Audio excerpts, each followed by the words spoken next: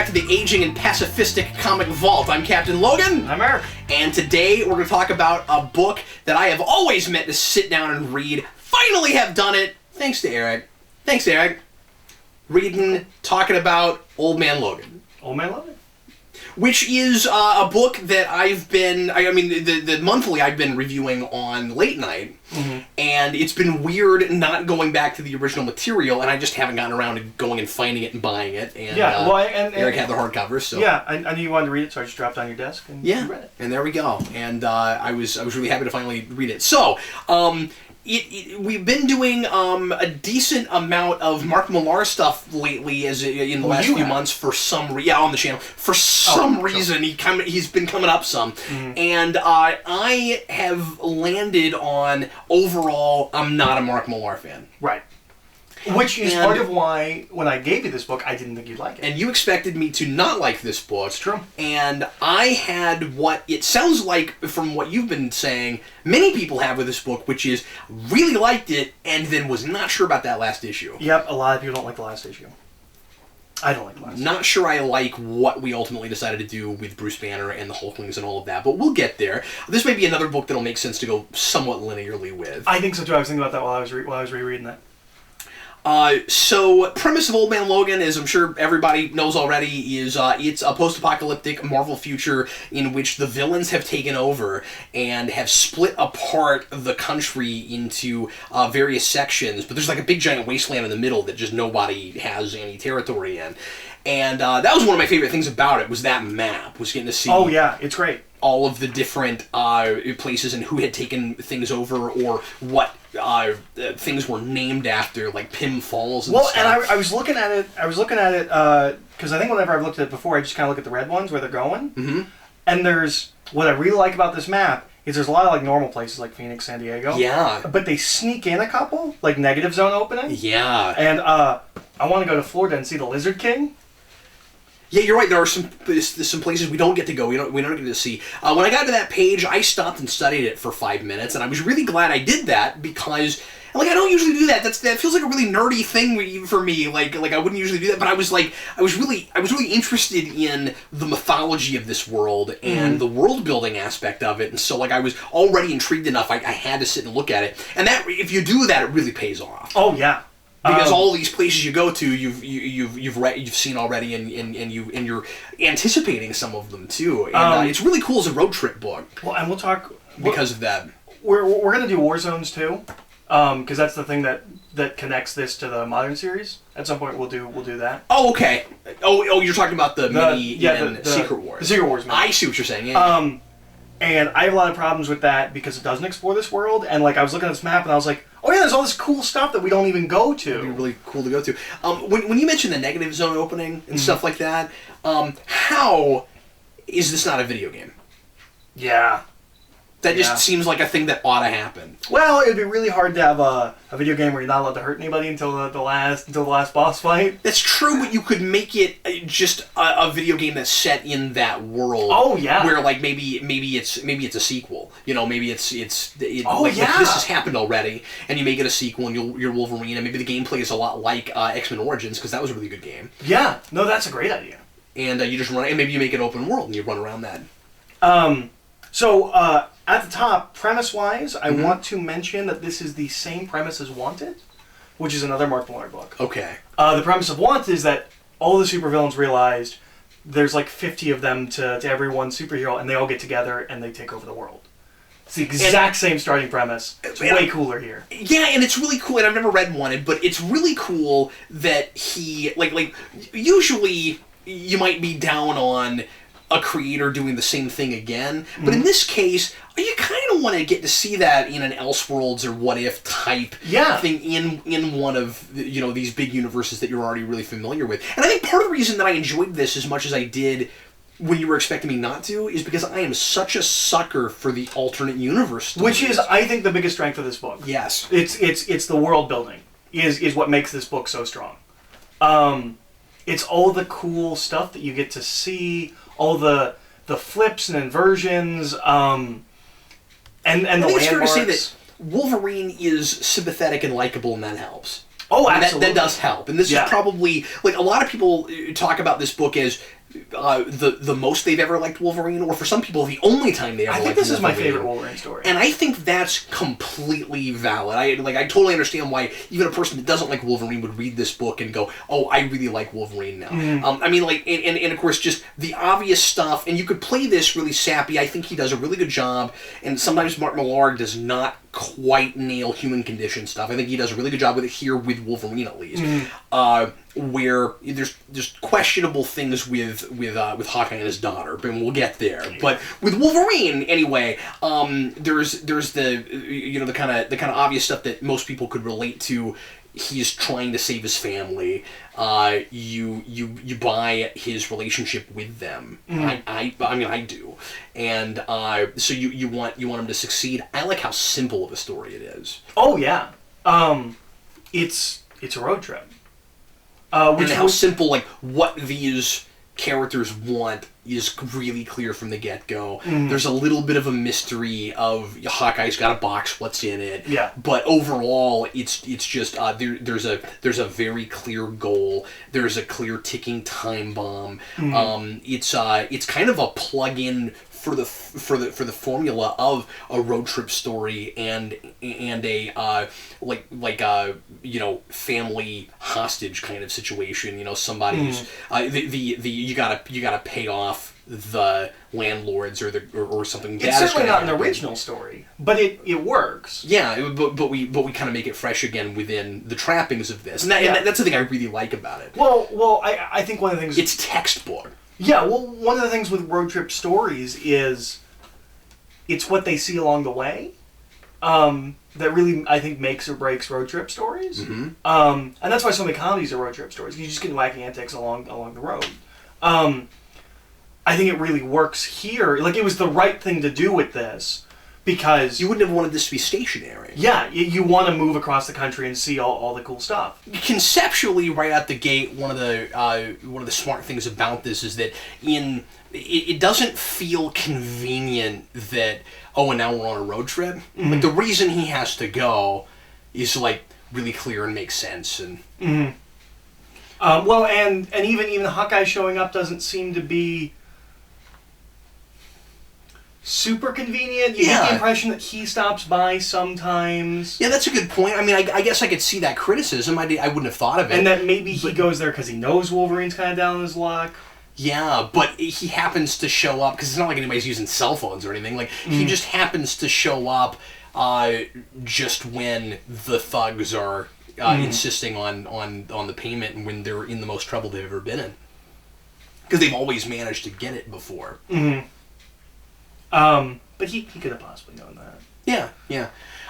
One of my and actually he kind of acts like he does, doesn't he? Because he shows up and he kind of expects that Wolverine will do this because he needs the payment. Let me throw this criticism out since we're there, in case I forget about it later. Just right out the gate. I didn't.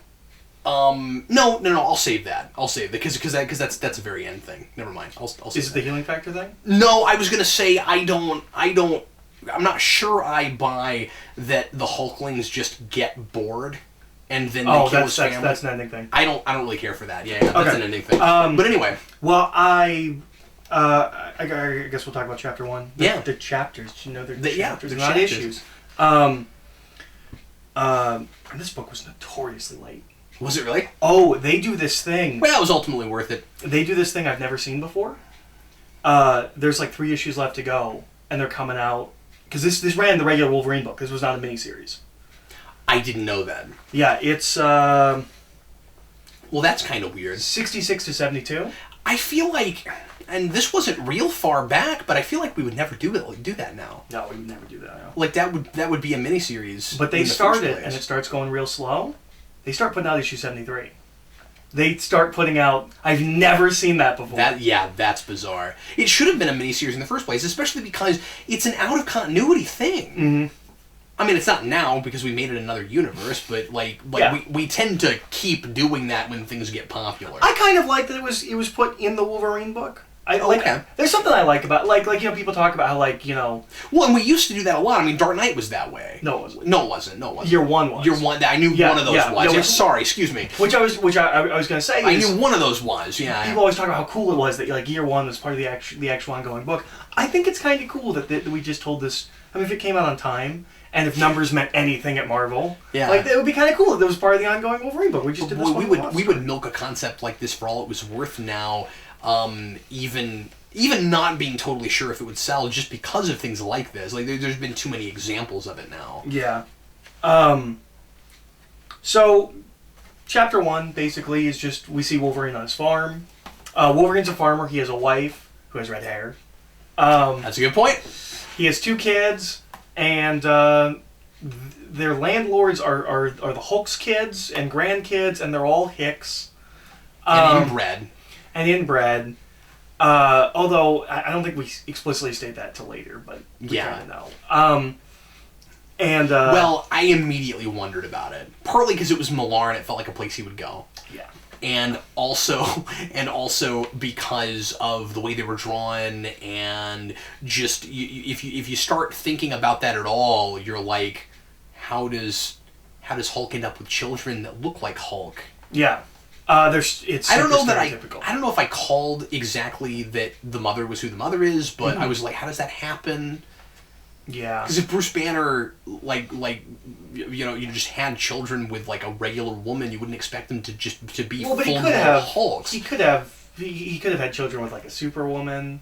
Not Superwoman, but... Mm-hmm. It could have been something like that, and maybe if they picked, like, a villain, like, that would make more sense. But I feel like they would just be born with a similar condition as his that wouldn't be as bad, where when they get angry, they turn into a thing, opposed to... Well, they don't ever turn. No, I know. That's my point. Well, but that could work. Let's say he mates with Titania or something like that. Unless he is Hulk in the first place, and he's not Bruce Banner. Oh, I assume he's Hulk when they're conceived.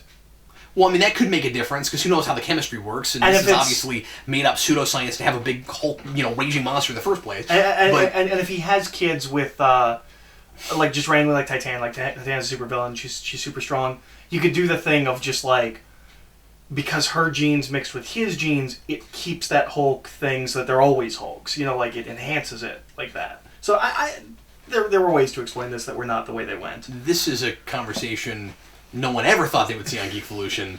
I feel like you said every time we make a video. Yeah, but this one... well, maybe that's because I make videos on camera with you now. It's true.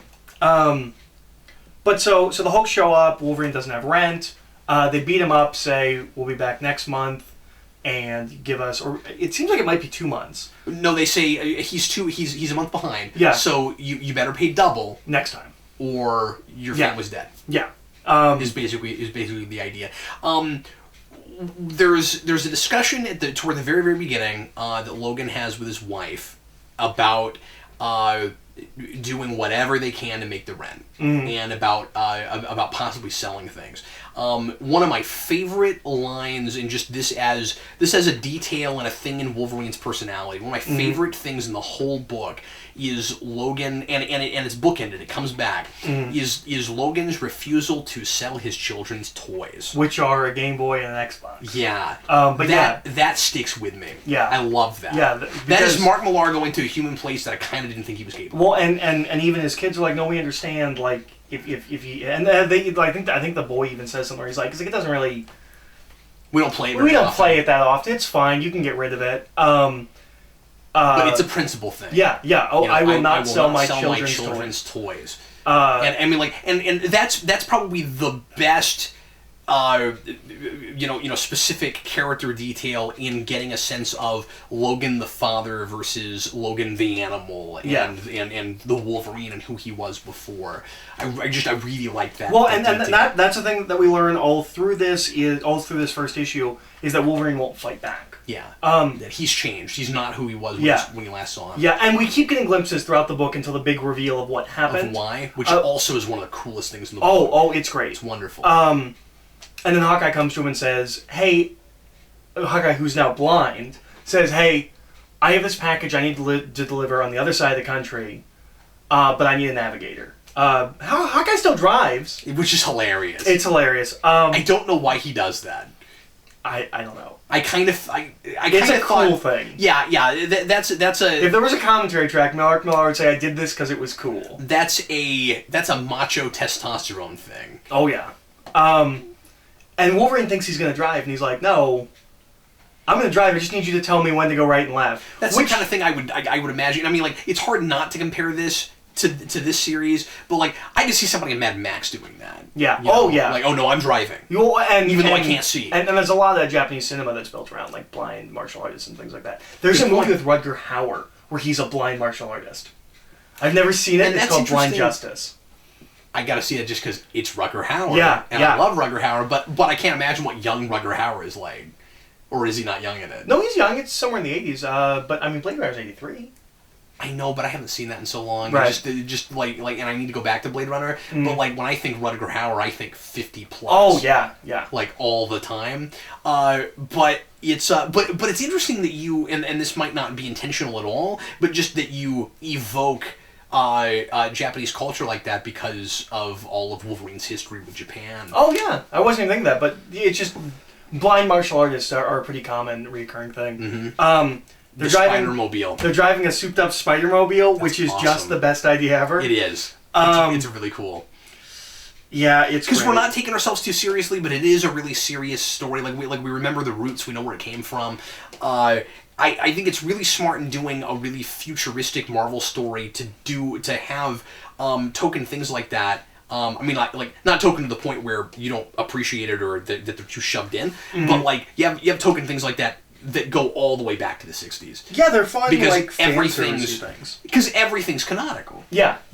This is not a reimagining. There is a divergence point of the standard Marvel universe and this future. It's just like 2099. All that happened. Yeah.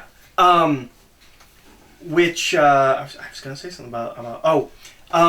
So this has to have happened when it happened. When this book comes out, it has to be the divergent point. Because this book can't happen now. Because of Siri. And all of the map programs that talk to you and tell you when to turn. Well, he would not need Wolverine. That's true. No, that's not true. Well, I guess all the satellites would be down and stuff, right? One thing I couldn't get a good sense of was who had electricity. That's true. How things are, like what is the infrastructure now? I had questions about that. It seemed like different places probably had different kinds of infrastructure. They're in the middle of nowhere. If they have an Xbox, they're not playing it online, certainly. No. They say that it has a battery. It has a lifelong battery. Oh, is that what it is? Okay. Yeah. But yeah, so yeah, it's probably not even plugged in the wall. You still could have, and like, what year did this come out? Oh wait, we should bring that up. At least the trade is 08. I checked that. Because, I mean, we were certainly already. I mean, we had smartphones for 2 years by that point. I want to say the first smartphones come out in 06, and you already had map programs. They're not quite as good as they are now, but you definitely had them. So no, it still works. Okay. Because the reason it's not because we don't have the technology, and like the technology. Well, I was going to say the technology would have progressed a little bit beyond now, but that's not true because it is kind of a present day divergent point, right? Yeah. It kind of happens like pretty close to now.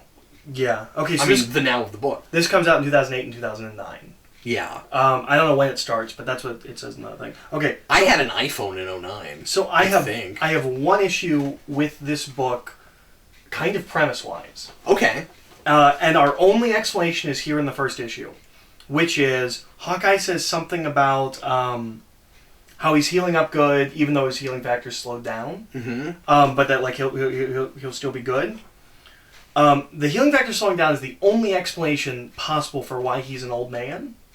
But why is he an old man? Nothing we see in his background is any kind of radiation or anything that would theoretically slow down his healing process. There's a cop-out BS answer, which is he starts aging faster in the way that, like, working a job that takes too much out of you ages you or turns your hair gray when he kills all the X-Men.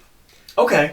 No, that's a pretty solid explanation to some extent. It's but weird. I don't think it would take him quite to where he's at in just 50 years. Because he's... Now, the other question I have, though, of course, is what is Wolverine's natural lifespan? Because we don't really know for sure that he wouldn't begin to age at some point. Well, but what's weird about it is that he's at least 100 years old. Yeah. And that somehow he stays looking like 25. And then has a big jump. And he is now the same age as Hawkeye? Because you would think Yeah, you would think he would gradually...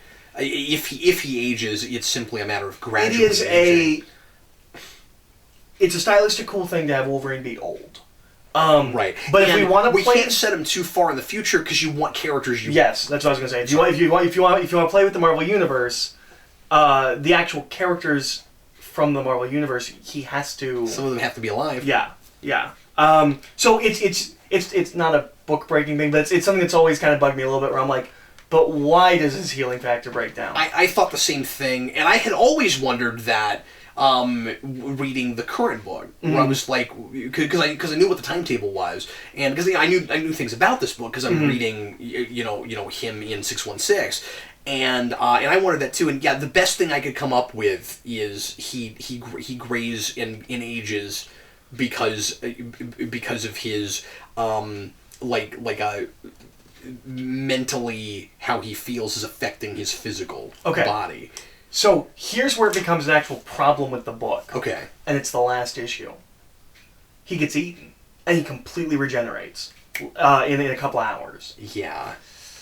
If it's slowed down to the point where he's aging like people, why is he able to do that? Then the stupid cop-out answer there would be that's the answer.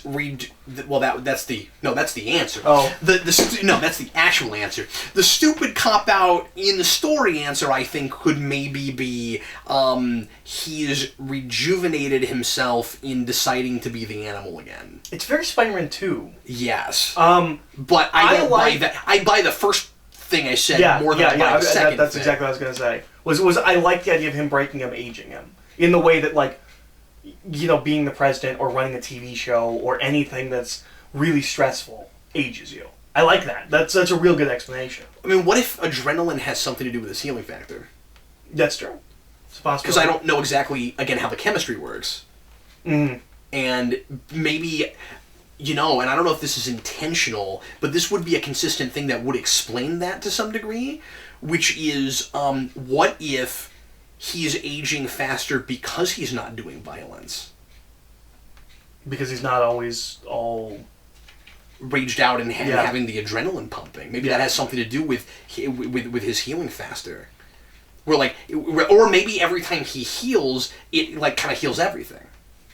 And because he's not having to heal all the time, it's not also healing his aging. Because he's kind of standing around not doing anything. Yeah.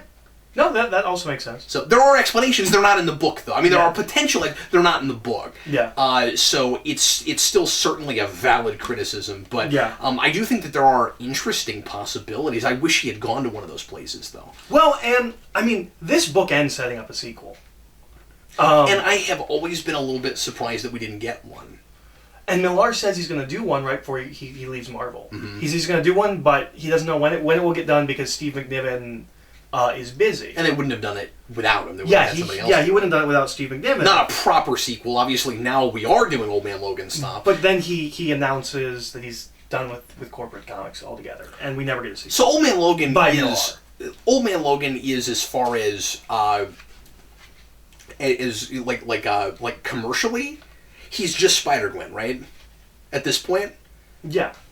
I mean, that's what it is. Like it was a really popular comic that was meant to be a one-and-done thing, or maybe we would make a sequel. Mm. But, now he's got to be brought into proper 616. I mean, I realize Spider-Gwen still has her own universe, but she jumps in and out. Well, and which was a thing when because people started theorizing that Old Man Logan was going to come over, especially when we announced Secret Wars, and we found out that there was going to be an Old Man Logan book.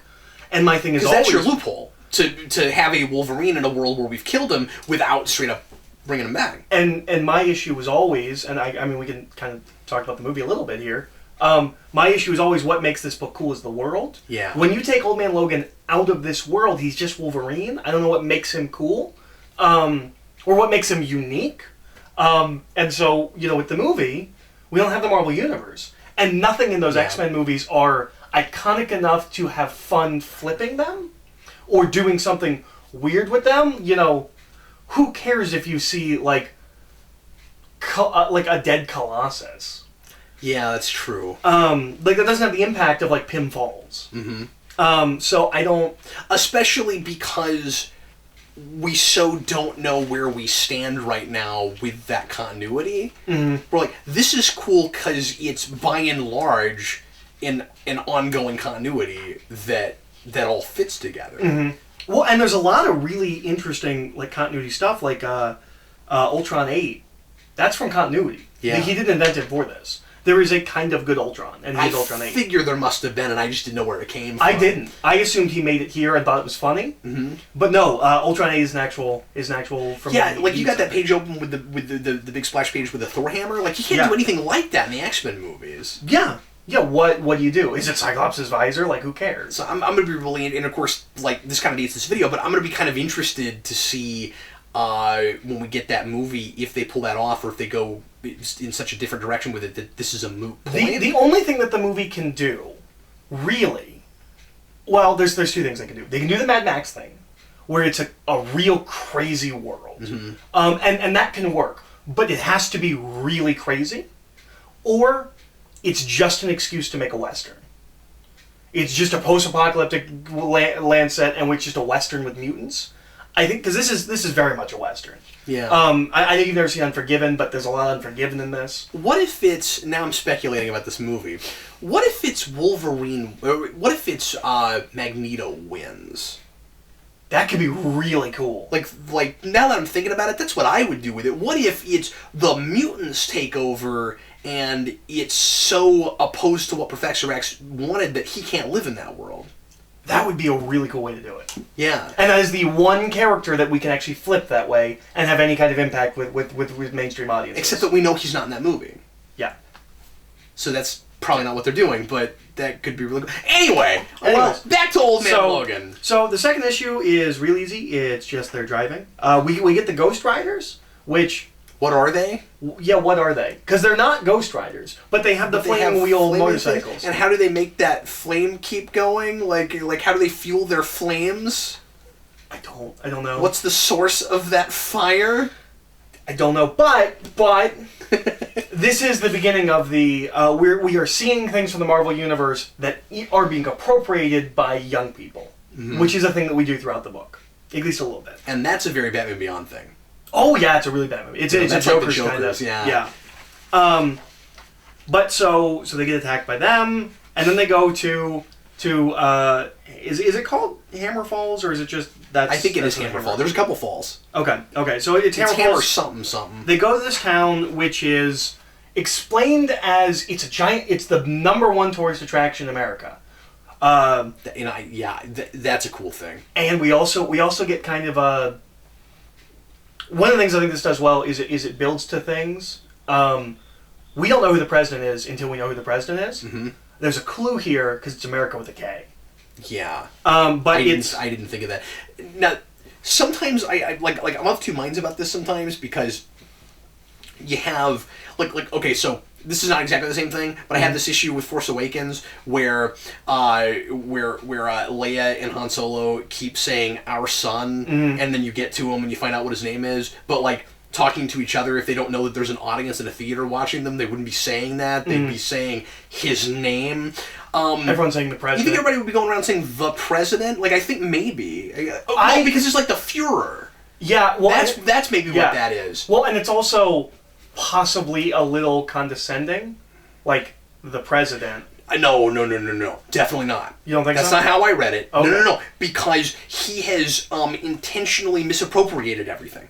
Okay, and sure. Red Skull has he's we'll get there. But what he's done is he's perverted everything. He's wearing the Captain America costume. Yeah. No, he's decided to call himself. He puts his face on Mount Rushmore. Yes, he's decided to call himself the president. Almost certainly. That's like the Fuhrer. He doesn't want to. He wants to turn America into Nazi Germany in everything but name.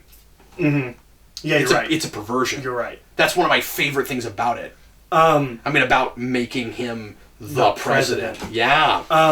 So we find out that this town is this giant tourist attraction. It is where we sell the superhero memorabilia and where people come to pray for superheroes to come back with cool new costumes like they used to and save everyone. And Thor's hammer has fallen It's here. the mecca of optimism. Yep. And Thor's hammer is here, and they specifically pray to Thor's hammer, which is really cool. That's a thing that just seems like it's right there, and how do we take that long to get to that? Boy, that's a really good point, right? Yeah, where that's the mecca, and people travel there. Well, I guess we do a little bit in 29.9. People worship Thor in that. Yeah. I mean, it's not. It is not the same thing where there's. But I love the idea of holy ground. I love the holy ground idea that you have a place that everybody goes. Like with Islam or something. And that it is. This might be giving this book too much credit, but if you're gonna take over and make like everything hell, right? Like this is just the worst place to live. Allowing a place to exist where they can go and experience hope of some kind, psychologically, that's what you would do. Because it's false hope. It's the Dark Knight Rises Bane thing. You don't want people, because that is what breeds rebellion. You want these normal people to go to this place and not think about overthrowing the government or the government, whatever you would call this. It's broken up into like 5 different things. But you don't want normal people to be thinking of overthrowing. You want them to be thinking that they're hoping that these other people will come and help and save them. Yeah, because it's passive. You're not doing anything. It's real smart.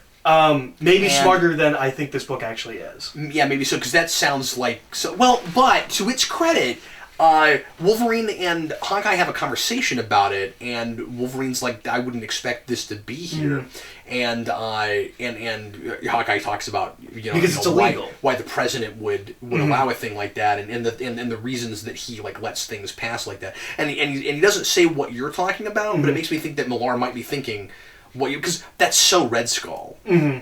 So then we meet Hawkeye's ex-wife. Okay. So I like a lot of Millar's Marvel stuff. I don't remember this part. It's her. That's right. Talked about that's her. right. I remember that. Okay. So I like Millar at Marvel and at DC. I honestly forgot there was an exchange. Okay. But yes, I knew we were talking about. Yeah, this doesn't make a lot of sense. To me. So and you're wrong. I paid attention when I read it. We thought she was Spider-Man's granddaughter. She's not. She's his third daughter. Oh, I thought it said granddaughter. No. Okay. That's right. She's Spider-Man's granddaughter. That's right. I must have thought that because of the third daughter thing. But like, that's weird because it's the youngest one. Okay. So I don't like the way the timetable lines Millar up has this tendency, even as Marvel work, to put in weird things. It's a thing that shows up in all of his work, where he puts in really weird things that I'm not sure why they're there. That makes me question the man's sanity. He not always, but like sometimes it seems like it's just for shock factor, or he's just trying to be perverse for the sake of being perverse. Yeah, and this is one of those things that Hawkeye. Well, first of all, so she's black. Spider-Man's third daughter is black. Who is the mother? Yeah, that's a good question. Like I can't think of any characters that Spider-Man.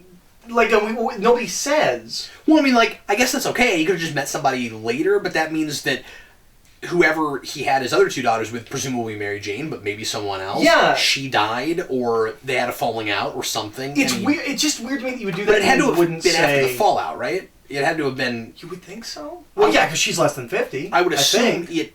I would assume it had to have been before. I mean, it would have had to have been after the apocalypse. I mean, or after the, it's not really apocalypse, but the, but all the villains. It's just weird that he did that and he doesn't, we don't know who her mom is. I don't know. That just seems strange to me.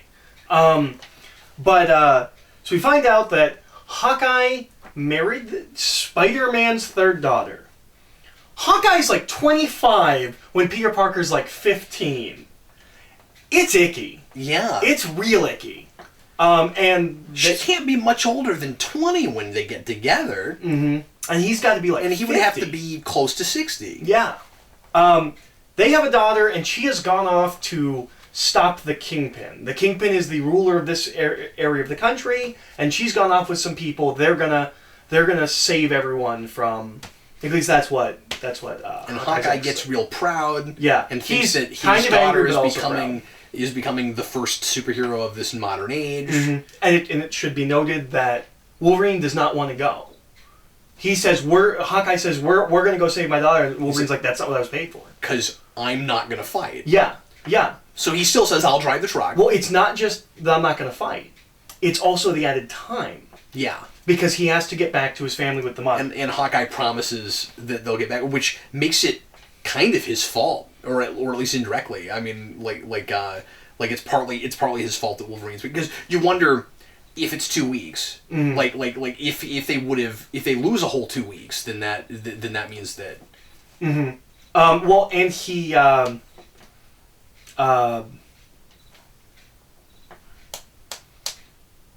doubles the money. That's how Hawkeye gets Wolverine to go, is he doubles the money. Right. Mm-hmm. And that's... If there's any point where you could think Wolverine might be unlikable, I think it's this one. That he wouldn't go and help someone in need. It works with the character. I don't think it doesn't work. I don't think you dislike him. Yeah, I didn't have a problem with it. Just because he's... Keep in mind that this is also consistent with even Wolverine before all of this has happened, mm-hmm. where he takes care of his own first. Mm-hmm. Well, and you're right. Like he usually will help when he can, but I think you're underestimating the importance of his discussion with Hawkeye, not just about like okay, fine, I'll do it with money, but I'm still not going to fight. Like, he wouldn't be useful in his mind. What would I do? Yeah. Well, we're breaking someone out of a prison. Like, what am I going to do? The thing I question is his running people over. Yeah. Well, and when the Ghost Riders attack them, because they get in the buggy and he runs people over. When the Ghost Riders attack, this is where we first really see that he won't fight back. It's the first time Hawkeye sees that he will not. Like, Hawkeye has a comment where he's like, okay, we're away from the family, you could drop the act. And he's like, no. Like, I do not. I don't hurt This is my prime directive now. Yeah. And Hawkeye's like, he's like, and Wolverine says, like, you knew this when you recruited me. Yeah. And Hawkeye's like, I thought it was an act. Like, I didn't realize you actually are not doing anything. And I love that, because if you knew Wolverine personally and you didn't know what happened that led him to that, mm-hmm. it would be unbelievable to think that Wolverine would not fight people. Yeah. Yeah. That's unbelievable. So we start setting up the Moloids. Mm-hmm. We do that a little bit in the previous issue, which might be my favorite thing in this book, just because I've never cared about the Moloids. And they haven't come up enough with me to even have an opinion about that. And they're scary in this. They seemingly destroy the infrastructure, the foundation of buildings, and they sink whole towns. And then they eat the people. Which is why there's so much space in the middle of the country now. Another thing, Millar repeating things. So there's an explanation put here that once the population hit 8 billion, the Moloids like awoke and released, and they're the plant's immune system. That is the premise of Kingsman. Oh. Yeah. Millar repeats things. And I don't think it's a big problem. Yeah. But it is a thing that you can see throughout his work. Yeah, it's kind of an interesting thing to discuss, like, when is that okay? And you have a lot of writers that tend to only write about a couple of subjects, and so when that happens, you're liable to repeat some plot points and things like that.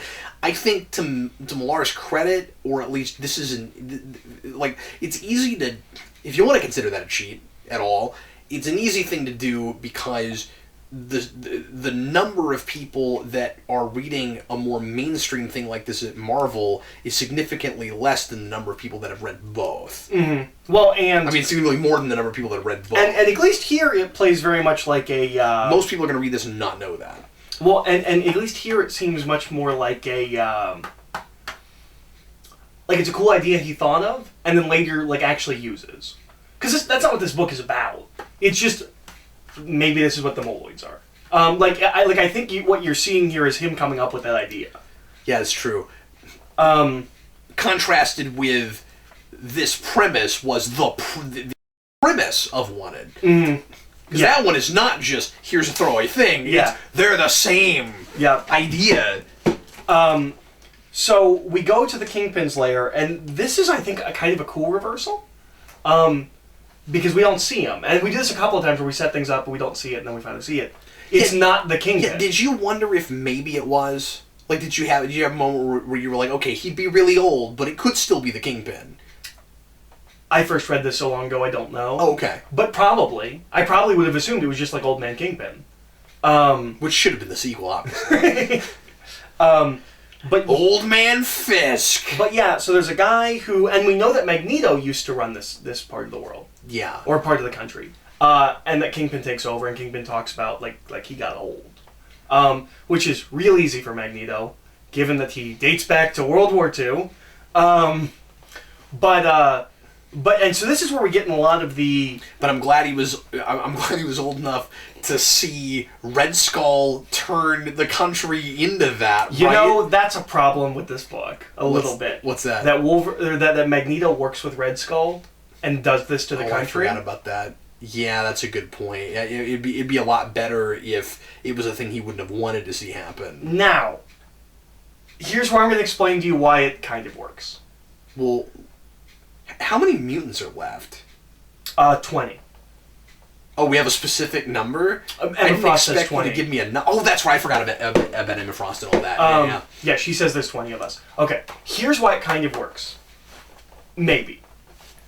If you ever read Ultimate X-Men, which I know you haven't, Millar's Magneto is a straight-up terrorist. It is what you would do with Magneto post 9/11. It's also kind of what Morrison does with him in his X-Men. Viewing Magneto through the lens of how Millar seems to view him, which is a fanatic and a terrorist, it makes more sense. But with everything else... That's not the version... Yeah, but with everything else with... Well, and I get the impression that's probably how you write Magneto in the 616. Yeah. But with everything that we know about Magneto, it feels off to me. Hard to buy, yeah. But at least I know his personal view on the character, and so it makes more sense with that. Yeah, because, 616 Magneto is like Malcolm X before he's a straight-up terrorist. Yeah, and that's not how Millar writes him. Okay. So we get to some of the perversions and the not even straight perversions as much as we see people claiming to be superheroes. Not claiming to be, but using those mantles. We have a Daredevil, we have a Punisher. Yeah. I thought that was interesting. That's Daredevil and Punisher and Kingpin. Yeah. Because those three kind of have a thing in 616 against none of those characters. Yeah. There's Velociraptors. I love because Velociraptors. We import dinosaurs from what's that place called? The Savage Lands. The Savage Lands. And yeah, if Millar is gonna get me excited and get to my sensibilities, he's gonna bring in the Velociraptors. Oh boy. And pretty soon we'll get to the best thing in the whole book. And that's such an easy, when we get to it, it's such an easy, oh, that's so cool thing. And I don't but care. It's so it's cool. So cool. So... And a thing that you get depressed that you can't see on the big screen because we don't have access to those characters, and... give that Spider-Man movie time. I wonder who owns the Savage Lands. The Savage Lands gotta be an X-Men thing. Well, like, Kazar we haven't dealt lives with it yet, there. But... And well, I think Kazar's a Marvel. That could easily... Kazar owns Marvel. That could... Or Marvel owns Kazar. That could... Kazar is... Is the owner of Marvel, and he's in a back room with Mickey Mouse at Disney, and he owns just the Marvel portion, and then there's Ara Singh, and she owns Star Wars. Anyway, but or maybe it's just a pit droid owns Star Wars, but it's R2. R2 owns Star Wars. It could be one of those things like Quicksilver, where multiple studios have access to it. Yeah. Because I don't know how we divvy up locations. Yeah. Well, that's not a thing that's ever come up. I think you and I think Savage Lands X-Men because we use it in the animated series in the 90s. I don't know if it's an explicitly X-Men. I feel like it's an everybody thing. Well, I mean, sure, because Fin Fang Foom isn't explicitly an X-Men thing. No, he's an Iron Man thing, kind of. But I mean, like, isn't he from there? Or doesn't he deal with this? No, he's an alien. Oh, that's right. No, you're thinking of the Dinosaur Man. Oh, that's right. That's right. Sauron, the Dinosaur Man. How did I mix up that and Fin Fang Sauron Foom? should be in this. I don't know anything about Fin Fang Foom, and I always think they're the same thing. And then somebody's always like, "Cap, you're an idiot." That's not who that is. Anyway, oh boy. So anyway, I have no idea who owns the Savage Land, but I thought Claremont used it. He does. Some. Yeah. But I think everybody uses it. Oh, okay. That's what I'm saying is I don't think it's explicitly an X-Men thing. Yeah. I think I didn't say it was explicitly that, but that's why I'm thinking that maybe multiple studios can have access to it. Yeah. Because Quicksilver is also not explicitly an Avengers or an X-Men thing. Yeah, I don't know. But anyway. Locations are weird. Yeah. Locations are not people. If we can make one thing clear, it's that locations are not people. If we can agree on anything, it's that locations are not people. They just need like card game rules, right? Where like the locations go in a certain place and the characters have certain properties and yeah. Although it would be really weird that the Savage Land exists in the cinematic Marvel universe. Yeah. And nobody's ever mentioned it. Anyways. Only Doctor Strange can access Kazar, that's the next big Marvel character. Yes, that's coming. Kazar and Shanna the She-Devil. That's calling it here. And Devil Dinosaur. He'll never make it. In the Savage Land. Yeah. He's got a monthly. Yeah. Anyways, so Kingpin has this kind of gladiatorial match between Daredevil, Punisher, and Velociraptors. They lose. The Velociraptors win. And we see that that's who I was rooting for. Hawkeye's daughter, who is, I'm gonna swear, but it's in the book, so I can do it.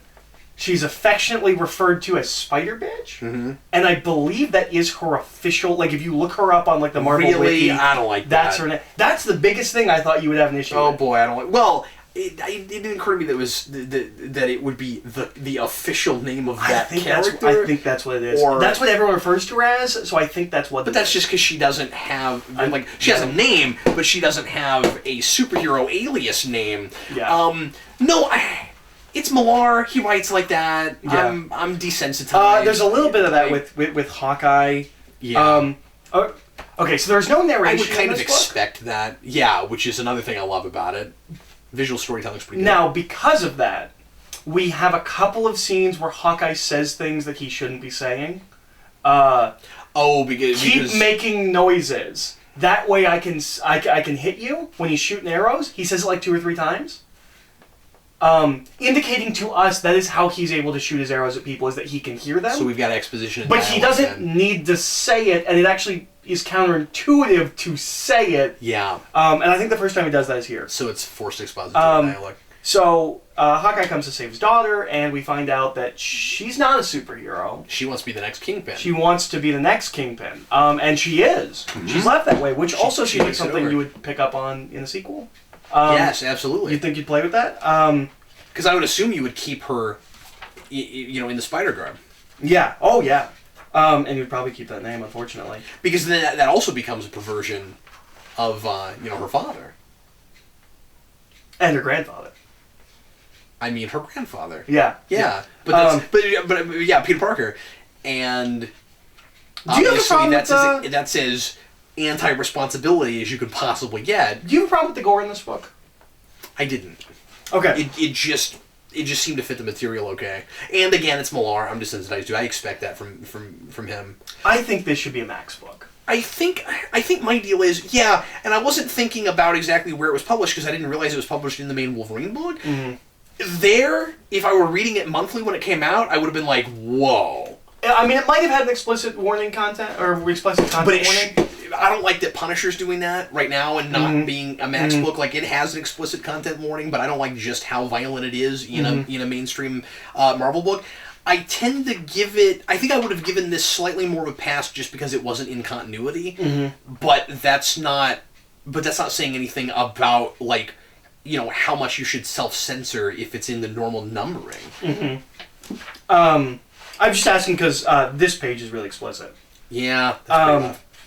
It's like one of the images that's burned in my brain. Okay. You know, real quick though about that and about how brutal it is. Mm-hmm. You and I talked a lot the other day, before recording, about how fast of a read it is. Mm-hmm. I think I tended to not notice all the violence because I'm flipping a lot. Okay. And so it's like, okay, there it is, but like it's not burned into my retinas because I'm not staring at it like I stared at the map.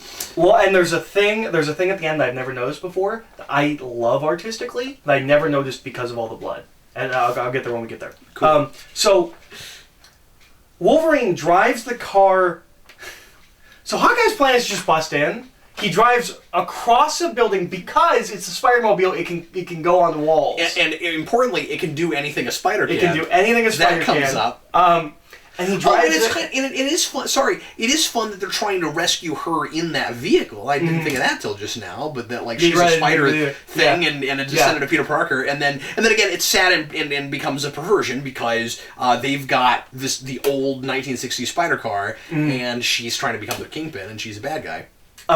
It's the cynicism of everybody just wants to be on top. Yeah, which is what, because I mean this is kind of a barbaric world that's the mindset they would breed. Yeah, it makes a lot of sense. Well, and I thought there was a lot of stuff about her being a product of the world they live in, and how she probably would not have been that way if it in a normal environment. Yeah, if it weren't for what happened in that environment. And then you compare her to Wolverine's kids, and they're being raised away from all that and in a very different way, and they have guidance, and so they've got these old world, half a century old values that aren't around anymore.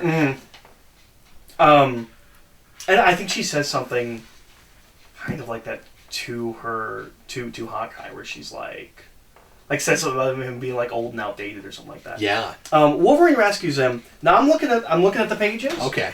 Does he not run anyone over? I don't think that one guy. Yeah, he runs that one guy over. One guy over. I don't know, Wolverine. I think that's kind of fighting. No, it's the Batman rule, right? Like if it's in a car, it doesn't count. Oh, zero casualties. Yeah, zero casualties. And then we finally get to the Moloids. Yeah.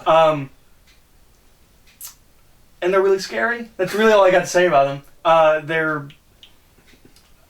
They don't like light. They can see in the dark, and so it's kind of like when you have like... They're what you wish the vampires in I Am Legend had been like, but then they were just every vampire you've ever seen, so they weren't scary. I do think it's weird that he says they've been trying to get into the car for hours. Mm-hmm. They can topple buildings, but they can't get through a car? Now... There's rocks, dude. Okay, well, to be fair, it's the Spider-Mobile. Maybe it's more resilient or resistant. I don't know. But it has an open top. He's upside down.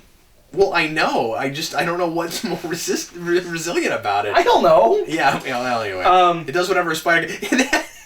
What if the car has spider sense, and every time they come at it, it just moves like a spider. Just like a spider. Does whatever a spider does.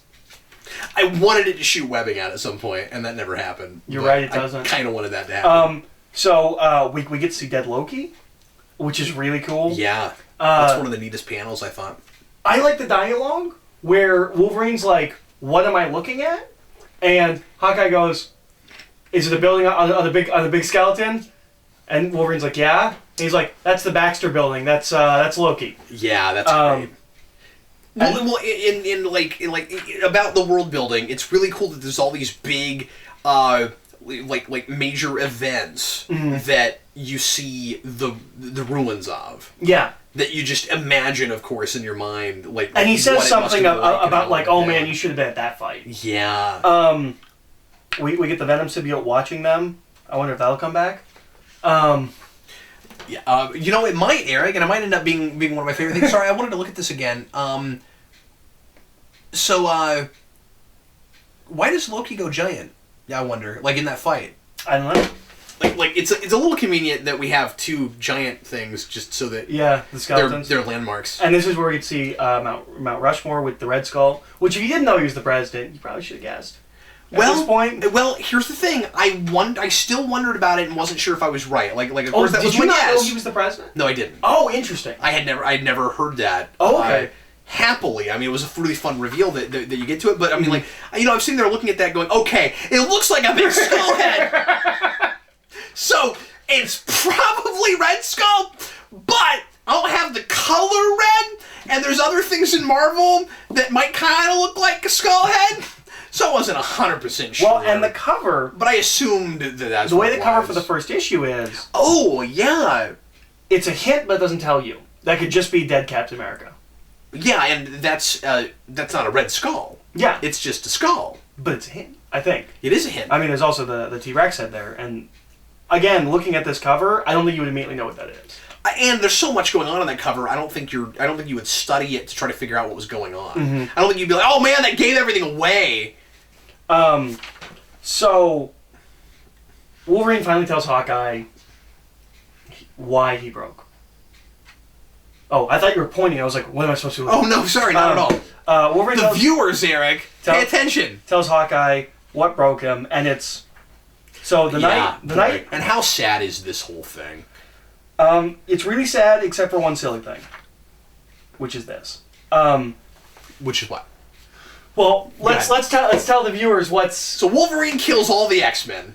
Because maybe the coolest looking Mysterio ever... Right, I'm sorry, I meant Mysterio. Maybe the coolest looking Mysterio ever makes him think that it's all the villains. That all the X-Men are the villains, and he says something... Which is really cool, because it's then all the villains that take over. Like, I really like that. I like that I just thought of this. That he thinks he's taking out all these villains, and and what's actually happening is they're about to take over the world. Well, it's not the villains here. Like Red Skull's not here. It's not these aren't the guys that are in charge, but they are probably involved in all this. Yeah, but I'm just saying that's kind of neat. Where like he thinks he's stopping all these villains, and what I mean is it's this like small encapsulation of why the plan works. Mm-hmm. Like one man can't possibly, take out all of those bad guys. Because there are 50 bad guys for every hero. That's why that plan's going. Well, and Mysterio says, and I love this, that like you're so egotistical that you thought you could kill all of these guys, but your friends, the ones who would hesitate and would try and figure out what's going on to you. You could kill all them. And he's not holding back. Yeah. So, here's the thing that makes this kind of silly. Is, he says, because he fights Bullseye, and he says, Bullseye was the last to die. We fought for close to 90 minutes. Who is it? It's Jubilee! Oh, okay, that's preposterous. That's real silly. Wait, Jubilee's the last one? That doesn't make any sense. She lasted 90 minutes going toe-to-toe with Wolverine. I don't know where we are in the history here as far as like who's around or whatever, but that should have been Cyclops, right? It should have been Cyclops.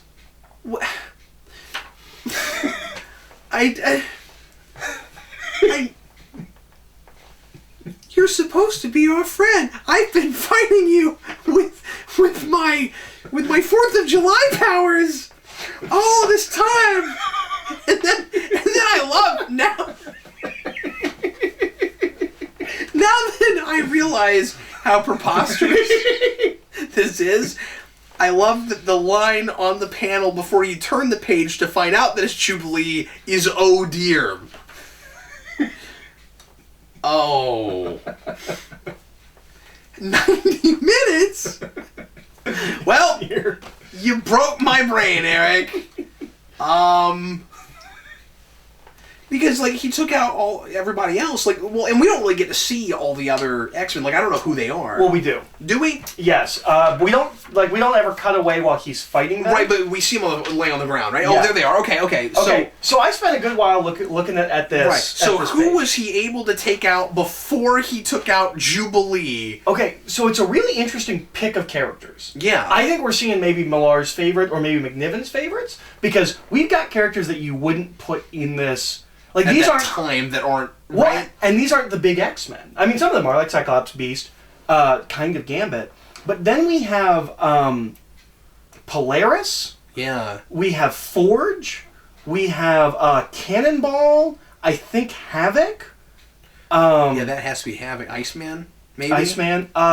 It should have been Nightcrawler, because if it's not Cyclops, it should have been Nightcrawler, because Wolverine has, like, they're buddies. Yeah, and he would have taken longer. Yeah, because, I mean, Jubilee, he's probably not going to fight him, but you would skewer her really fast. I don't understand that. And doesn't Gambit make more sense to be Bullseye, like with the card thing, maybe? Well, yeah, I mean, he has a useful version of her power.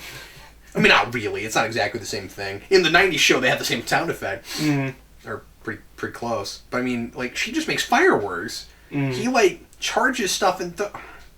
You just made this seem really silly. I didn't. Mark Millar did. Boy, that's... And I wonder if it's an intentional kind of But gag. you know what? Like, maybe so. Some of these characters are people that you usually see on other teams, too. You know? Like Forge is a X-Factor or X-Force character? No, he's a 90s X-Men guy. He almost marries Storm. I know, but in the comics, where is he? Because... No, he's a 90s X-Men guy. Is he? Yeah. Oh, okay. Cannonball's a New Mutants guy. I only ask that because, and again, dating the video, but in the most recent issue of X-Men 92, they have Forge on one of those other teams, and I thought maybe that's where he was during the 90s. Not as far as I know. Okay. I think he's an X-Men. I always think of Forge as a futuristic guy. I think he's got the coolest power. Like, does he... Is that just a 90s X-Men thing where he comes from the future? Yeah, it's just the cartoon. Okay. I wasn't sure. No, he's just a regular X-Men in the... I gotta go back to my... There's probably 500 X-Men comics I own that I've never read. Anyway, so that's kind of silly. And then, I love this moment. Wolverine goes... Okay. She's never gonna have a chili dog again, Eric. Okay. She's never having more chili dogs. First of all... Uh-huh. Added slight humor. Why is there a train running? The world's ending. The trains are still... It's a good point. Well, unless it's a Red Skull thing, because the thing that we say about Hitler is that he made the trains run on time. Oh, that's a good point. Unless it's that. Mm-hmm. But so Wolverine goes and certain laces... areas of the world seem to run more like, regular modern places, but not where we're at there. Wolverine goes and lays his head down on railroad tracks and lets a train run over him. Yeah. And Hawkeye says, like, that wouldn't kill you. He says, but it made me feel better. Yeah, no, it hurt. That's what he says. I needed to feel something. Yeah. And he says, like, he misses all of the fights. He's wandering around sobbing. Yeah, he's punishing himself. I think... Do you like that? I love it. Him hitting himself in the train, I love that. I love it. I think... Jubilee aside, exactly this is the best part of the book. Oh, can I mention another line of dialogue? Or not? Where because he's explaining this story to Hawkeye. That's how we get it to the past. It's one of the only ways we get narration boxes because it's him talking. Yeah, it's him talking in the past about the past. He says when he leaves that place after he's killed all the X-Men, he says, if memory serves, I think it's here. He says, the animals were afraid of me. Yeah. That got me a little bit. Yeah. Well, and he says that the train killed Wolverine. Yeah. And I thought that was a cool thing. And he sticks to that after that, of course, until we get to the obligatory moment at the end where he's the Wolverine again. And we know that he doesn't like people calling him Wolverine. I would bet you money that if we go very far with the Old Man Logan idea at all in the movie, that's a thing they'll take. Oh, I hope so. They'll take the whole "don't call me Wolverine, I'm not Wolverine," and then at the end he becomes Wolverine again. Yeah, I would bet you money they go there. I hope so. Whatever the history is. We have this little guy that's got the Ant-Man helmet. You have any opinion on that? No, I don't. I like the gag. I like that Wolverine's like, what is this, a joke? And the whole 80 cents. Yeah. He's basically a bridge troll. Yeah, he's exactly a bridge troll. Okay, so at the end of this issue, the end of chapter 5, we get your favorite thing in the book. Oh boy. And I want a poster of it, and I want to put it on my wall. We got a Venom-possessed T-Rex. Oh boy! The Cerato? It's just the best, No, I mean, because I didn't know about it, and I just read this book. Oh boy!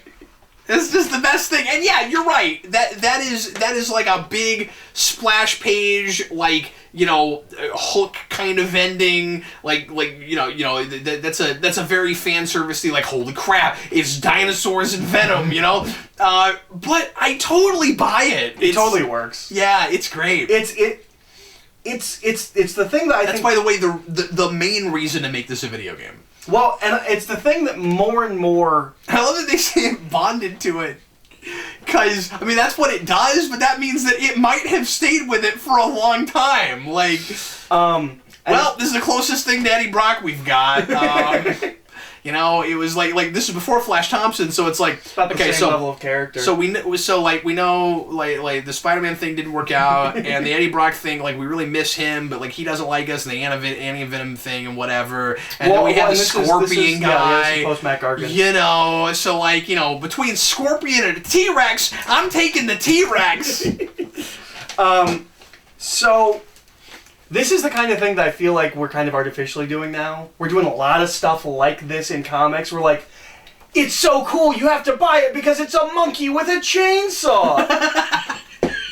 But... That's exactly right. But, it really works here. Yeah. And it's not what the entire book is built around. Right. It is this one moment of complete absurdity. There's so much concept over execution now where you just put two bizarre random things together. You just mash them up, and then you go... Okay, I mean, I don't know what kind of story I'm going to tell with that, but, like, that's going to sell books, right? Yeah. What if Wolverine didn't have hands?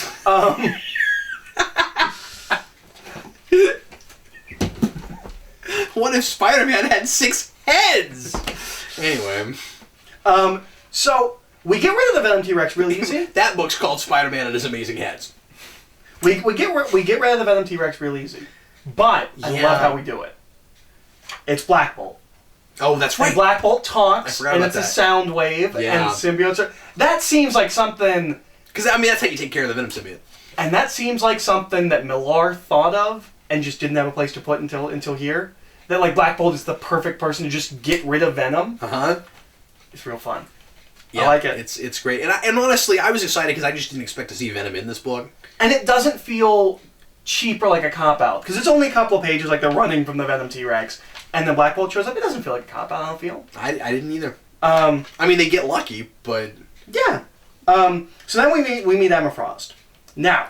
So, here's the thing I love. Mm-hmm. Just right out the gate with Emma Frost, because I, of course, thought the same thing everybody's got to be thinking, which is how are you keeping yourself young? Mm-hmm. And this is a thing that comes, like... He might not have been thinking this, but, like, it comes right out of the original series Star Trek pilot. Where you have someone telepathically making it so that you look like you want to look, and Emma Frost can do it to herself, and I love Well, she says that even the building itself isn't as impressive as we're seeing it. Yeah. She makes everything look the way she wants to, and she's got to be like 80 years old. So... Or she's old. Yeah. Well, I mean...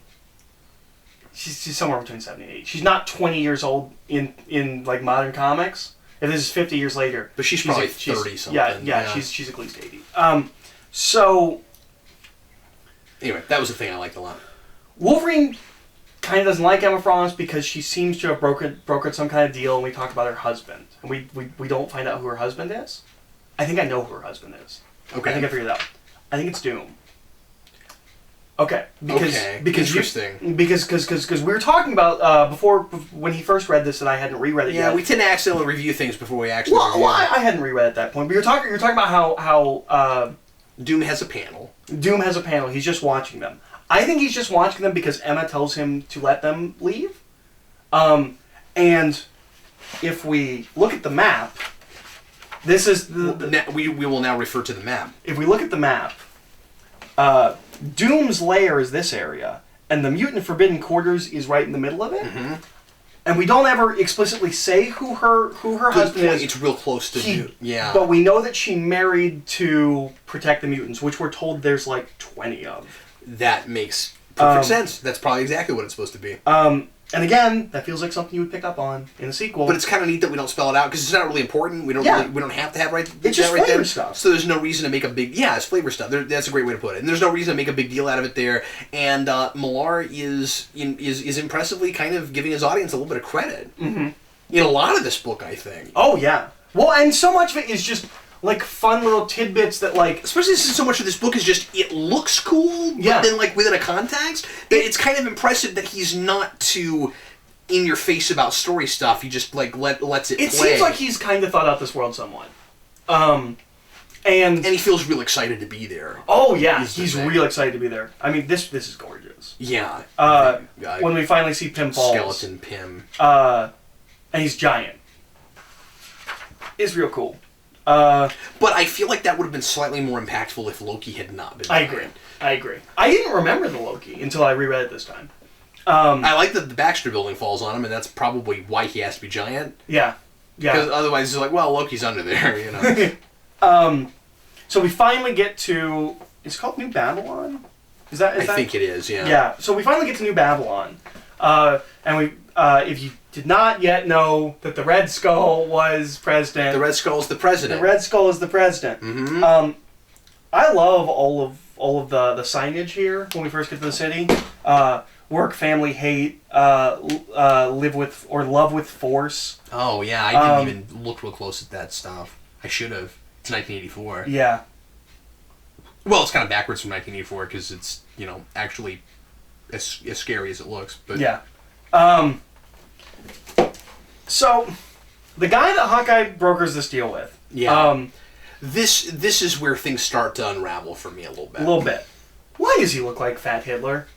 I wondered that too, and it makes you really wonder how in the world he could possibly have trusted him, because he just looks like the most untrustworthy fellow you've ever seen ever. Yeah, he looks like Fat Hitler, and he doesn't seem to be anyone. Like, he says his name, and like, because I didn't remember who he was, or I didn't really remember that character at all when I went to reread this. I kept waiting for a name drop where I'm like, oh, he's this person, that's why he would trust him. He's no one. So basically what we find out is, and like, Hawkeye's still having like some optimism, being a little bit naive is kind of supposed to be part of his character. Yep. But he should be smarter than anybody. Well, and he's real hung up on this thing. Earlier in the book, he talks about how no one came to fight him. That the supervillains just didn't care about him. They weren't worried about him. And so what we find out is that Hawkeye has this case that he's been transporting, and Wolverine thinks it's drugs the whole time. And we find out that it's 99 vials of super soldier serum. And it's one for every person that's part of this resistance movement. And the only thing Hawkeye wants for payment is he wants in. He wants to get super soldier serum. So it's all about feeling significant and relevant for him. Yeah. And then the guy says, I'm S.H.I.E.L.D., this is a sting, and just guns him down and guns Wolverine down. Yeah. I like that it's S.H.I.E.L.D. I think that's pretty cool. Yeah, well, and I thought... That S.H.I.E.L.D. is still a thing, and Red Skull runs it, I would assume. Yeah, no, that's all cool. And I like that we kill Hawkeye. I don't think that's a given when you start the book. No, I didn't think it was either. And it's sad. But I want to talk about that for a second because I just, like I said, I mean, not to repeat myself, but I don't buy that he would like implicitly trust these people for really no good reason. I also was not sure that what is ultimately in the box was a very satisfying revelation. Because, and maybe I'm thinking about it. Maybe I'm thinking that they're playing it as too much of a setup payoff thing than they're meaning to. But I mean, like, that is there's a box in the middle of the room and you have to get the lid off and find out what's in it. Kind of setup. And I mean, like, it was kind of what I would have thought. Okay, I figured it was something that gives you superpowers. But I think it works with the ending. Because what Wolverine finds out is that he was transporting super soldier serum and theoretically being able to give the world back. Like, that's the whole idea, right? That's true, yeah. And at the end, I guess that is what he says he is going to do. Okay, good point. I forgot about that. But I guess my point is, I never for one moment thought it was actually drugs. Sure. They just, like... But I guess it's fair because, like for the sake of the narrative, I mean, this is where the things can sometimes get sticky, where, like, how much of it is... to surprise an audience, and that can be really gimmicky, and how much of it is to surprise your protagonist. And like Wolverine would have more of a reason to think that Hawkeye is hauling drugs than I would, because I know I'm reading a story about Hawkeye, who's a hero, and will certainly, if he's not been redeemed, will be redeemed. I think it works that Wolverine... I buy that Wolverine believes he's pulling drugs. Especially because he has before. And I think that it helps establish how far the world has fallen. Yes. Which is something that I like. And also, this is an arrangement where he's just paying him. They're not out being superheroes. Yeah. And part of the depravity of this world, I think, works to establish... Like, the thing with Hawkeye and Spider-Man's daughter, like, that's weird, and that feels... Like, that doesn't feel like something that, like, an evil dictatorship takes over, and now all of a sudden it's totally cool that like, 80-year-old men are with 20-year-old women. Like, that doesn't feel like a thing that shifts along with, like, at the very control. Least, at the very least, I have to know something about how in the world that happened. But a lot of the really depraved stuff, I think, does work to illustrate even people that were good people can't stay that way in this world. He's got the Bucky cap suit. Yes, he does. That's because of when this came out. Right. Which I've never liked, but is... But the thing is, Red Skull's standing over him like he's Steve Rogers. Yeah, which is why I've never liked it, and I... So that's supposed to be Steve Rogers, but it can't be. Well, theoretically, when this book comes out, you could think that even when Steve comes back, that's just the new Captain America costume. Yeah. And we do that a lot. Yeah. There's in superhero comics a lot when we jump forward in time. It's whatever the current status quo is. I'm sure there's plenty of times where, like, the X-Men go to the future, and there's a character who shows up in like 6 issues. He's really important in the future because they were in those 6 issues. I mean, Bruce Wayne's wearing a costume right now that looks really similar to what Jim Gordon had right before that. Yeah. So I mean, it does happen. And I think when it came out, it's supposed to be ambiguous because Bucky was Cap then. We were playing with the idea that Bucky will always be Cap. So I think it kind of goes both ways. I read it as Steve Rogers. I think it should be Steve Rogers. I think it's really just a concession of when this was made. Yeah, absolutely. Fair enough. Okay. I just made that observation because I didn't notice it until I was looking at it right now. And then Red Skull has a whole room of it's the Thing's hand. It's part of Vision's head. It's in that panel, and really just these 2 pages. Silver Surfer's board. Oh, I didn't notice that. Okay, it is really important that it is all cracked to pieces. Mm-hmm. Right? Oh yeah. But what I mean is, he could use it and have the power cosmic if it wasn't. Yeah. Oh yeah. Like it has to be in pieces. I didn't notice that before, and I was like, wait a minute, he can't have. Oh, okay. But yeah, that probably this page. Mm-hmm. That's probably like second place for me in like coolest thing, like coolest. I love how he explains it. That it is he refers to it as like the bodies of like his fallen foes. Yeah. Because he's wearing the Captain America costume, and he says that like old civilizations, they would wear the skin of their conquered enemies, which I don't know what civilization that is. That's really weird.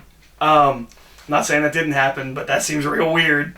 And so, but of course, taking trophies is a thing that's in a lot of cultures. But what I love is he talks about like wearing the skin of his enemy, and he refers to these as like the bodies. I love the idea of thinking about the superhero costumes as their actual bodies. It's that Batman idea of like Batman's the real guy. Yeah. I think that's really cool. Yeah, that identity thing. And also, just aesthetically, the fact that superhero costumes are so often just spray-on.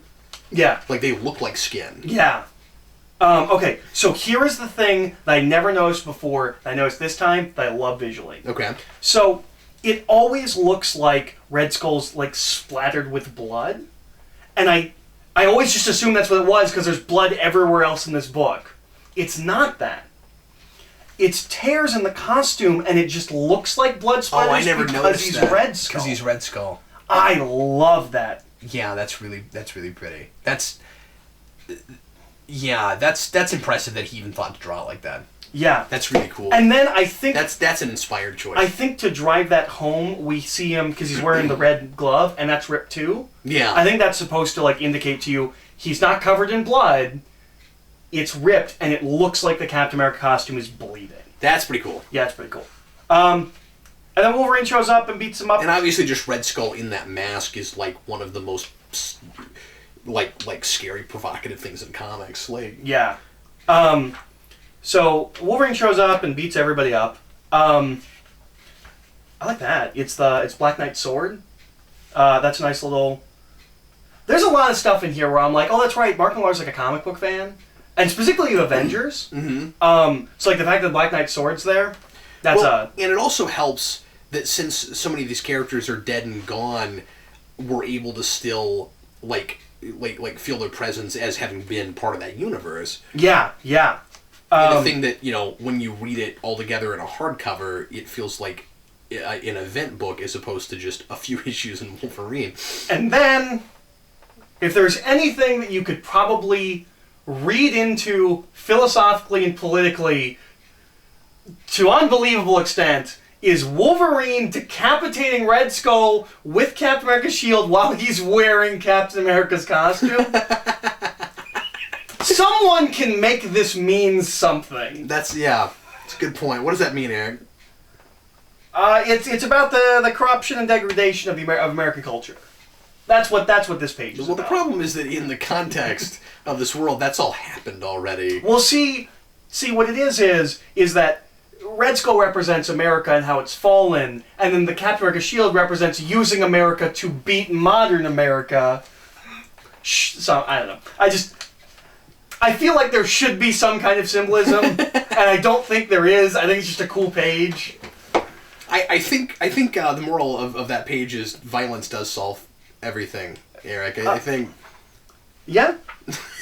Well, but Wolverine does not pop his claws yet. No, that's true. That's true. But he is... And I was going to ask you if you had any issue with that. No. Where it's... Because he keeps talking about it... Like, he does say he won't pop his claws, but he keeps saying that he won't do violence and he won't anymore. What I think we're seeing... But I guess the issue is there are places where he decides he has to make that compromise.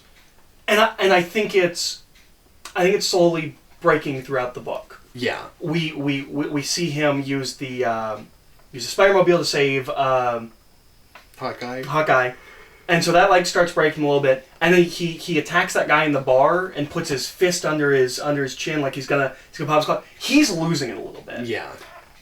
And so I like that here he doesn't immediately pop his claws. It is the last line before he breaks his vow to never pop his claws again. And of course, what's interesting with this as a character study is the or I guess just philosophically how you look at it.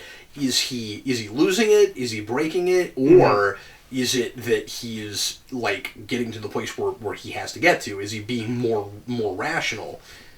Yeah. This is every time before he pops his claws that he hurts or kills someone, and it's not very many times. You could always easily make an argument for the necessity of it. Mm-hmm. Oh yeah, absolutely, and especially in the way the world is. So he's not losing it in the sense that he's losing his mind, or his temper isn't any worse than it's ever been. Really, it's just now he's got it. I mean, certainly with the Red Skull. Oh yeah, and then he uses Iron Man armor to fly home. Yeah, that's pretty great. I also think it's interesting that he drops Tony Stark. Oh yeah, and in the same year when that movie came out. If it's 2008, 2009, this issue probably comes out after that. Mm-hmm. I bet you that's an homage. I bet you this is a post-Iron Man written script. Well, and since it's late. Yeah. Sure. But, so, Wolverine gets home and he finds that his family is murdered. That the Banners the Hulklings got bored and they killed him 2 weeks early. Yeah. And I don't really care for that. But this is great. Yeah. The double-page spread that just says, snicked. It's great. And then, I love this. I love that they're bleeding because his hand's healed over. Like, it's been so long since he popped his claws. You know, that's a really good point. That like, because I thought maybe it was just Millar being, like kind of gratuitous, but I guess it's, what I'm saying is, like, usually when you see Wolverine pop his claws, you don't see blood everywhere, just because he's popped them. But, like, in this case, since he hasn't been healed, it makes sense that would happen. Yeah, that's how I take it as. Maybe it is just gratuitous, but I take it as he hasn't popped his claws in 50 years, his hand is healed over. Yeah, that's a really good point. And so it would be like the first time. Yeah. Okay, so then we get the last issue. Yeah. Which is just a bunch of, like... It's gross. Redneck jokes. And...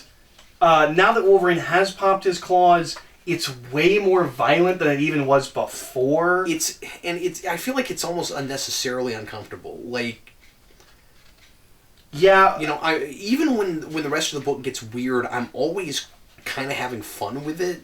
Or at least, you know, majoritively I am. You know, except for obviously like the the really dramatic scenes where you're not supposed to be enjoying the horrible things you're seeing in that way. Right. But when I get into this, I'm like, this is the scene for me. I'm kind of ready for him to, like, now it's a revenge thriller again, and I'm kind of. I guess the deal is, it's not fun to see him get revenge on these people. He's already taken out the people that are fun to see him deal with.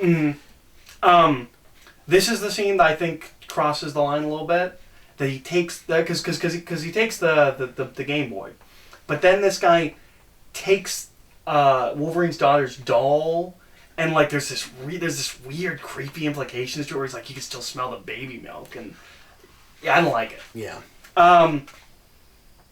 That's so unnecessary. I mean, I guess the idea is just these people have to be like the worst scum of the earth. And I don't think they do. Like, for Wolverine to go this far and hardcore and all that? Yeah, like, and he's got it, because, like, if you're Mark Millar, you're thinking, you know, everybody's going to want to see them ripped to pieces in this last issue. And I didn't.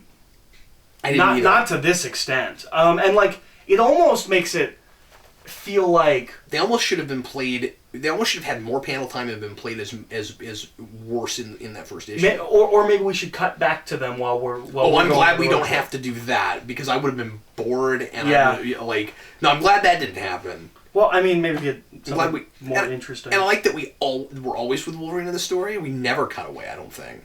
Yeah, I think you're right. And if we do cut away, it's always from the perspective of someone watching him. We never leave him. Yeah.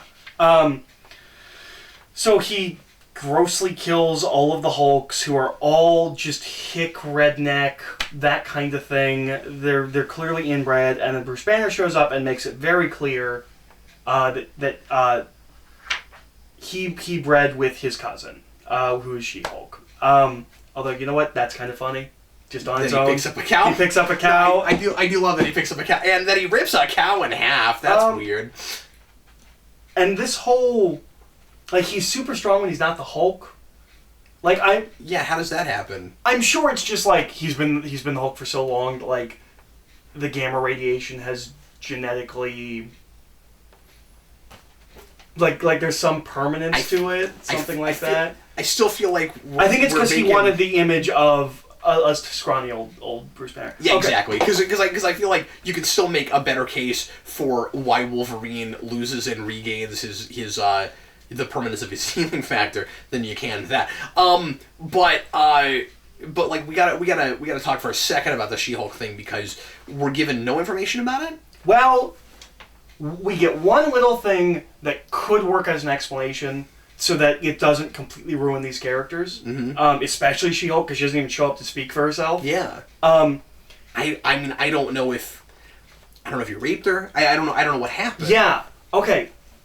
I think maybe he didn't, and the reason I think that is he says that people think the gamma radiation drove him crazy, and if that's the case, she's also gamma radiated. She would have gone crazy too. Mm-hmm.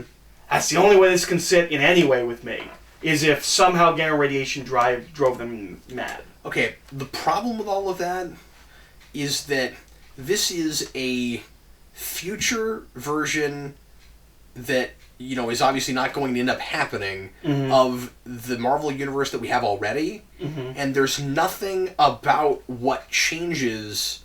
There's nothing about the villains taking over and all that makes that happen. That's simply them getting old and the gamma radiation driving them crazy. I don't love that.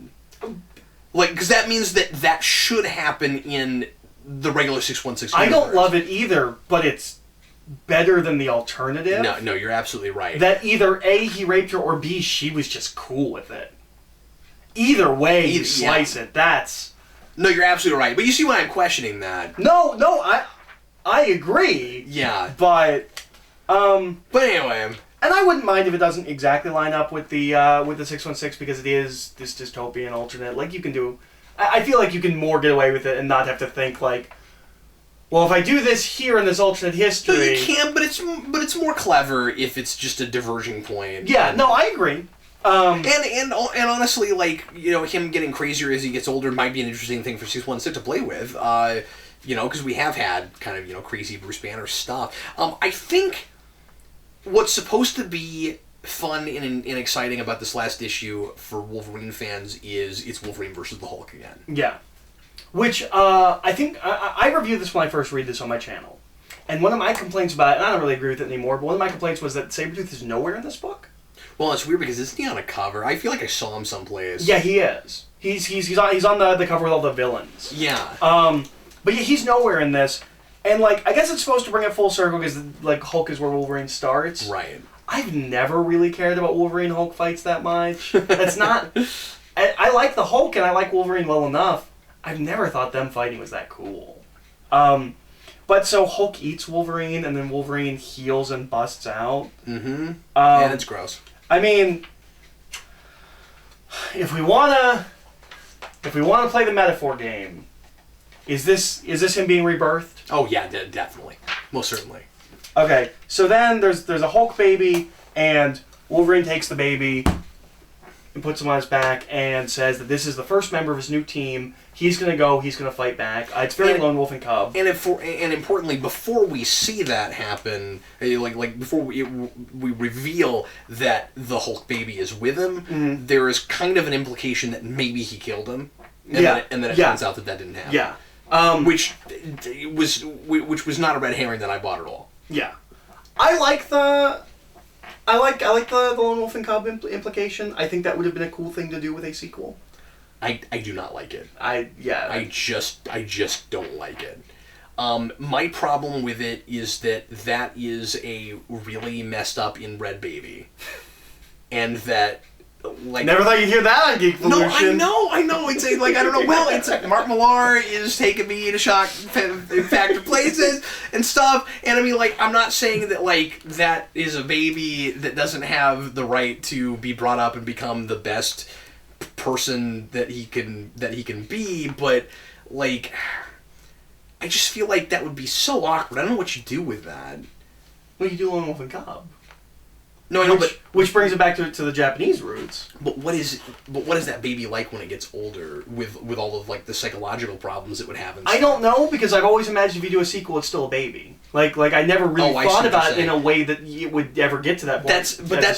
That's my worry about it, is that like if you went very far ahead and Wolverine is raising this baby, is like raising this child that would have to have like all kinds of psychological problems because I mean that you see with all these other you know hit kids and stuff.